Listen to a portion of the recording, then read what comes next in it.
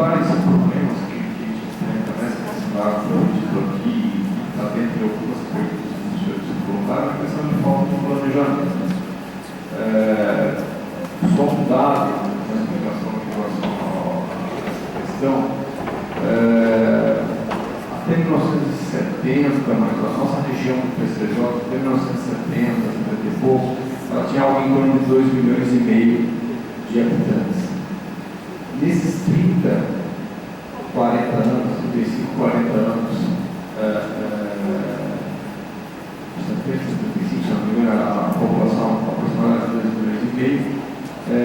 Nesse período de 50 anos aí, a população da bacia PCJ pulou de 2,5 milhões para 5 milhões de habitantes. Ou seja, nós demoramos 350, 400 anos para chegar na região inteira a 2,5 milhões e demoramos cerca de 30 anos, 25, 30 anos para dobrar essa capacidade. É preciso entender um sistema, quando a gente fica citando essa questão da Cantareira, que essa água ela é uma água que corre naturalmente para a nossa região. Né? E que na década de 70, durante o governo militar, portanto sem qualquer tipo de diálogo, se construiu esse sistema de represamento de várias represas de túneis, pensando não na nossa região, pensando na grande São Paulo. E ou seja, você você impede que essa água corra naturalmente para a nossa região, para que ela possa ser revertida para a nova região. Isso chama-se transposição de bacias. E aí já tem uma outra questão. Nesse período todo, salvo casos isolados e sucedidos como Santa Bárbara do Oeste, não houve planejamento para todo esse crescimento. Né? Nesses anos todos, da existência do Cantareira, nós ficávamos, nós, eu digo bacia, né? Pedindo sistematicamente para que lá na barragem desse sistema fosse liberado mais água para atender as nossas necessidades, quando naturalmente essa água pertence a nós. Só em 2004, porque a primeira outorga foi dada para a Sabesp no sistema Cantareira foi por 30 anos. Ela foi dada em 74 e venceu em 2004. Só em 2004 é que a nossa bacia hidrográfica conseguiu criar ou colocar determinadas condicionantes para privilegiar a bacia. Então, o que há aí houve realmente uma falta de planejamento dos órgãos gestores, dos governantes, sejam eles no nível do município, sejam eles no nível do Estado. E aí vem uma questão clara da gente, que é o momento atual que está demonstrando, que é a briga entre bacias hidrográficas. Essa questão que foi citada, você fazer interligações de várias regiões, isso é extremamente complicado, porque, primeiro, o custo é muito alto. Né? Essa obra que o governador foi anunciar essa semana, que a doutora Sandra citou, e foi naturalmente divulgado aí, é uma obra de 15 quilômetros de túneis, que é mais barato do que você ficar abrindo o vale, e ela vai custar por baixo 500 milhões de reais, só para 15 quilômetros. Então, a localização geográfica dessas regiões é muito complicada. Se vocês forem ver informações recentes da transposição de São Francisco, está barato. Gastaram mais de R$1 bilhão de reais, você consegue fazer chegar água ao público. Então, fora que isso gera um conflito entre as bacias hidrográficas. Basta ver que bastou o governador dizer que vai tentar pegar um pouco de água do Rio Paraíba do Sul, que o Rio de Janeiro, hoje, na reunião que nós tivemos de manhã em Paris, do consórcio PCJ, foi citado pelo deputado aqui em São Paulo, que no Congresso, de quarta-feira para quarta-feira, quinta-feira, estava tendo altos bate-bocas em relação a essa questão de transposição de uma quantidade pequena de água. Cada bacia hidrográfica tem o seu problema de abastecimento. Então, a transposição ela é extremamente complicada. E é uma situação que deve ocorrer só excepcionalmente. Prevista na nossa legislação, mas que não deve ser a regra, deve ser prevista excepcionalmente. A questão da dessalinização é algo que os países que fazem por falta de opção, não porque essa é a primeira opção. Não sei se vocês assistiram essa semana uma reportagem, mas se colocarem na internet vão achar, que em Fernando de Noronha está faltando água, porque o principal processo de abastecimento deles é por chuva, por água doce, por água de chuva. E, alternativamente, eles têm uma pequena usina de dessalinização, porque isso tem um custo energético muito alto, não é fácil fazer esse processo.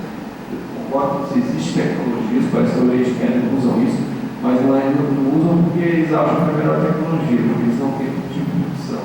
Então é uma questão que volta na inicial, que a primeira pessoa falou. É uma questão de planejamento. Não houve e não está havendo correto planejamento para isso. O que nós estamos passando hoje é reflexo do planejamento que tinha que ter sido feito há 10 anos atrás. Né? Essas duas empresas que foram citadas aqui, que vão ser construídas lá em Pedreira, Barros, elas tinham que estar começando a obra há 10 anos atrás, para hoje não chega na crise. O sistema Cantareira, quando foi desenvolvido, ele previa água para São Paulo até o ano 2000. Nós estamos com 14 anos de atraso em relação a novas fontes alternativas de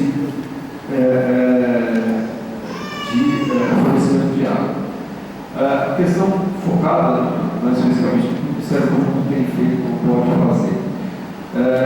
Até 1990, mais ou menos 92, a nossa que coincide basicamente também com a criação do próprio Comitê BCJ e na nossa bacia hidrográfica, nós não tínhamos praticamente nada de esgoto tratado. Nessa época, 91, 92, 93, o Ministério Público de São Paulo começou como plano de atuação do promotor de meio ambiente, e era uma meta de atuação dos promotores, obrigar os municípios a tratar o esgoto, porque até então se fazia só coleta em alguns lugares e afastamento, ou seja, você pega o esgoto aqui e solta no corpo d'água no trecho mais à frente.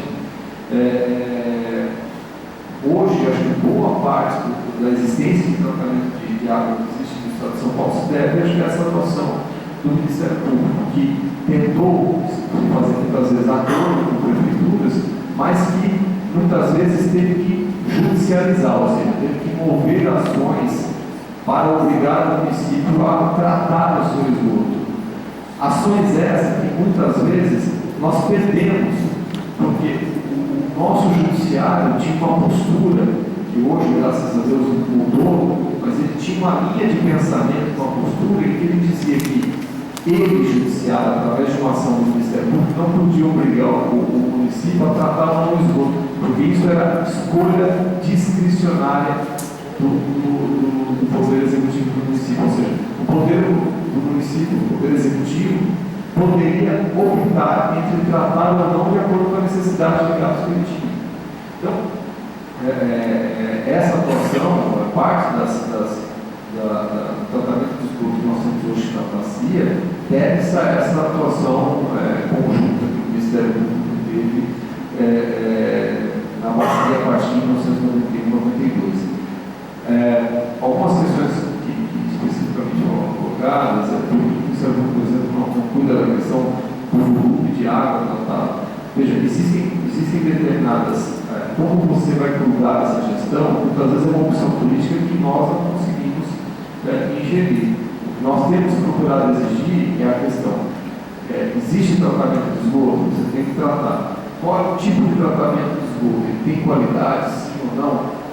Como que está a situação da perda de água no município? Isso tem sido cobrado. Por exemplo, a nossa legislação hoje, ela exige para o tratamento de esgoto aquilo que nós chamamos de tratamento secundário. Você tem o tratamento primário, esgoto, secundário e terciário. No tratamento secundário, que é o que a nossa legislação exige, você não retira, por exemplo, carga de nitrogênio e fósforo do tratamento de esgoto. Essa carga desses componentes químicos é solta junto com a descarga da estação de tratamento. E as estações que estão hoje, os municípios que estão implantando hoje o tratamento terciário, onde você vai tratar de fósforo, não é por exigência da legislação, é por exigência do Ministério Público. Então, nós temos atuado, é uma atuação que ela não é fácil, porque você não tem, na maioria das vezes, a adesão do gestor público a ideia. Por quê? Porque na realidade, aquilo que todo mundo fala, a água e esgoto está enterrada dentro da volta. Não é que nem a avenida e viaduto que aparece para o gestor. Então, ninguém gosta muito de, ou quer investir muito. Mas a gente tem, de alguma forma, procurado cobrar isso daí. E temos procurado cobrar, na atuação do CAEMA, que é uma atuação regionalizada também, na questão não só das perdas, mas tentar fazer com que os municípios passem a cuidar melhor da sua gestão da água municipal, em termos de mananciais, de áreas de proteção ambiental, temos tido embates nesse sentido de evitar que haja loteamentos regulares em áreas de manancial de água. Agora, são todos trabalhos que normalmente nós temos como adversário justamente o poder público, que é quem deveria estar cuidando da gestão dessa área. Uma outra questão que foi colocada agora ao final também, a relação da água com saúde pública. Isso está diretamente relacionado. Eu disse há pouco. A própria legislação hoje não exige um tratamento terciário. Nós vivemos um método de tratamento de esgoto de mais de 50 anos. O tratamento terciário, você já retira essa carga orgânica, não é exigido pela legislação. Então, está diretamente relacionado o volume de água com a questão da saúde pública. Hoje, se nós pegarmos a quantidade de água que é descarregada para nós pelo sistema Cantareira e mais os afluentes, é lógico que essa água é insuficiente. Por quê?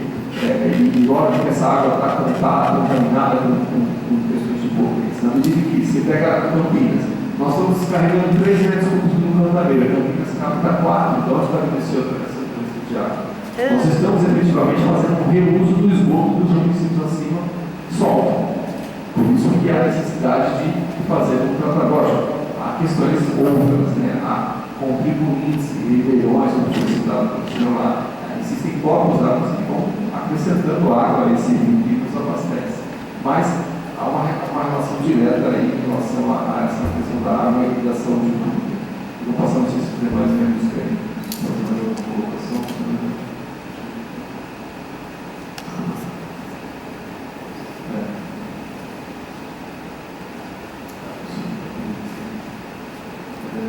Mais alguma? Espero que sim, mais alguma questão? Quantos gestores que estão fazendo a gestão do Sanar, da Sabesp, estão respondendo por crime ambiental ou contra a saúde pública? Respondendo por crime ambiental?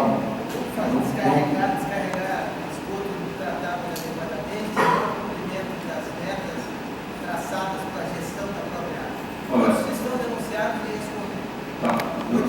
Os do Sanar já estão soltos ainda. Eu não desconheço os dados em relação a isso. Eu não posso pegar. É um problema que vem de anos. Eu não posso pegar um gestor de hoje e falar o seguinte: olha, você a partir de hoje começa a responder pelos esgoto que você joga em natura, no ribeirão, quando qualquer obra de uma estação de tratamento de esgoto, ela demora alguns anos entre licenciamento, construção, teste e início de operação. Então, só complementar. Então, assim, a responsabilidade que tem sido colocada para os gestores é em relação à responsabilidade civil pelo tratamento, o seu obrigado com o município. Agora, dados criminais de gestores que foram processados, eu praticamente não desconheço algum dado nesse sentido, e acho também muito complicado você criminalmente complicado pelo nosso sistema jurídico atual. Criminalmente você responsabilizar. O nosso sistema hoje não permite, não facilita a que esses gestores sejam processados. Criminalmente, lógico, civilmente existe a responsabilidade e a gente tem colocado, por exemplo, em determinadas ações, a responsabilidade pessoal do gestor por exemplo, não incluir na verba orçamentária do município uma alíquota específica, uma verba carimbada, como costuma se dizer, para a realização de determinadas obras. Isso a gente tem conseguido pedir e fazer. Só que existe aquela despressurização do gestor em relação ao município. Quando a gente entra com um processo, por exemplo, para cobrar determinado tratamento, esse processo ele é contra a pessoa jurídica, que é o município.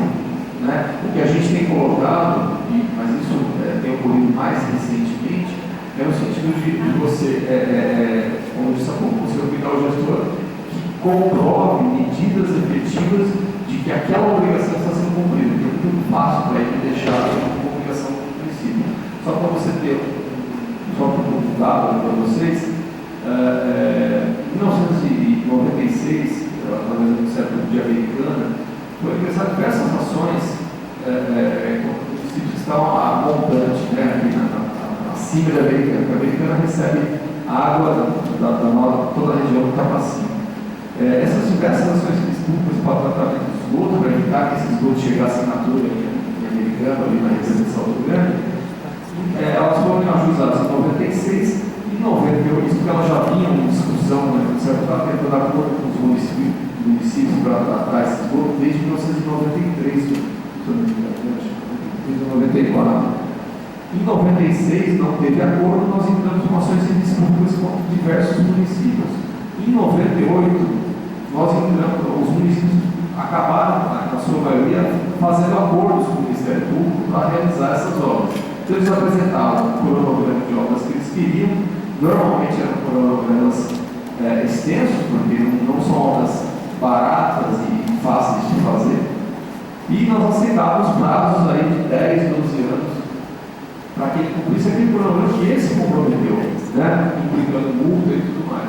Na sua maioria, praticamente todos descumpriram, né?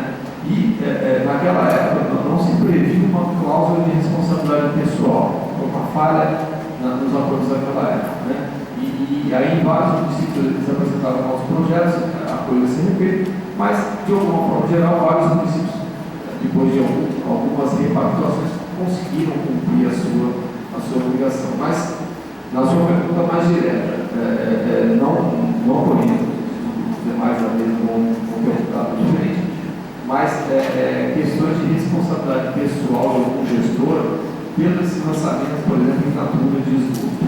Né? Mais fácil você conseguir obrigar o município financeiramente a isso, mas o gestor é um pouco mais complicado. Tá? No Plano Nacional de Resíduos Sólidos, a iniciativa privada é a parte diretamente por isso. Você pegar a central de tratamento do chão de galeria e eles fizerem esse descarte, vai responder. Alguém, gestor dentro da companhia, vai responder. Isso não vale o mesmo do gestor público. Ele vale também, né? Ele pode responder por vida administrativa, a grande questão é como você caracterizar isso, né? Essa talvez seja uma dificuldade, como caracterizar esse descumprimento quando ele trata de uma coisa pública. Concordo com isso que você está dizendo, é um problema do nosso sistema, né? Como eu disse, como é que você imagina, só voltando uma fala que eu disse há pouco, se fosse fácil, o maluco estava preso assim. Mas é uma questão assim, só para citar, só para a gente colocar aqui assim, vejam como que as concepções elas são difíceis de serem tratadas, nem todo mundo enxerga da ótica que nós enxergamos. A Constituição de 88, né, ela preconiza que o dever de proteção ao meio ambiente é um dever de todos, é uma obrigação de todos, e não só da sociedade, mas do Estado. Então, Estado, leia-se, município, Distrito Federal, União, todos têm que fazer essa defesa do meio ambiente. Ótimo. Aí, como é que você explica que você entra com uma ação no judiciário e o judiciário vem falar assim: não, é discricionariedade do gestor público fazer ou não estação de tratamento de esgoto. Quando eu digo que é discricionariedade, eu estou dizendo ele pode ou não construir. Bom, então ele pode ou não jogar o esgoto em natura no meio ambiente, não é um dever constitucional que o Estado, o município, o Distrito Federal não tenham que fazer, tenham que proteger o meio ambiente para as presentes e para as futuras gerações. Você falava contrassenso, tinha contrassenso, mas o nosso Tribunal de Justiça julgava isso, a gente perdia diversas ações nesse sentido, né? A mesma forma que a gente perdeu durante muito tempo diversas ações contra a queimada de palha de cana. Que qualquer um vai falar, é lógico que nós estamos no meio ambiente, não só pela política, todas as coisas ambientais que geram. Não há causa, a CETESB deixa, o governo do Estado permitiu. Então, assim, nós estamos tratando, nos últimos anos, com verdadeiras mudanças de paradigma em relação a essas questões do tratamento. E o que a gente está aprendendo com a vida é exatamente isso. Nós temos que mudar os nossos paradigmas em termos de uso de água, que é o que nós vamos discutir hoje aqui. Né? Ou seja, nós temos que ter uma perda muito baixa de água, nós temos que ter tratamento total dos esgotos, porque nós vamos lançar esse esgoto e alguém lá na frente vai captar essa água para uso humano. Então esse esgoto tem que ser tratado. Né? Eu ouvi uma vez uma colocação de alguém que nenhum gestor ia deixar de tratar o esgoto se a estação de tratamento de água dele captasse depois do lançamento da estação de tratamento de esgoto. Eu duvido que ele assumir um ônus político de não tratar o seu esgoto se a população captasse a água depois. Como ela capta antes, para ele tanto vai jogar o esgoto na natura depois. Tá? Bom, gente, está bem, já está na hora, eu vou dar para encerrar. Se não é alguém mais alguma coisa. Agradecer aí o convite, agradecer aos persistentes que permaneceram aqui, mas é uma luta complicada, mas o que importa para a gente é manter essa massa